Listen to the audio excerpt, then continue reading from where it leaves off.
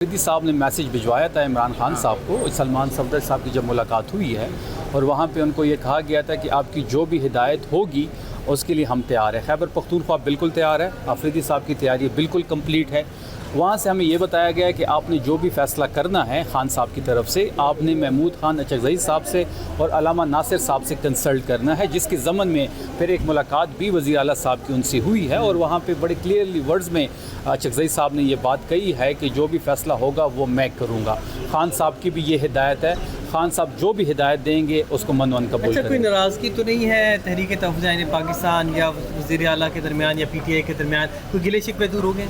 देखिए, सियासी पार्टियों में सबका एक चीज़ पे मुत्तफ़िक होना ज़रूरी नहीं होता, हर बंदे की अपनी राय होती है। इख्तिलाफ़ राय जो है वो जमहूरियत का हुस्न है, ऐसे कोई भी बात नहीं है, दोनों को एक दूसरे पे कम्प्लीटली एतमाद है। अचकज़ई साहब अगर आज जो पोजीशन लीडर है तो वो इमरान खान साहब की वजह से हैं। तो जो दंगल आप सजाने जा रहे हैं इसमें जस्ट पार्लियामेंटेरियंस होंगे या कारकुनान को भी आप लोगों ने कॉल दी है?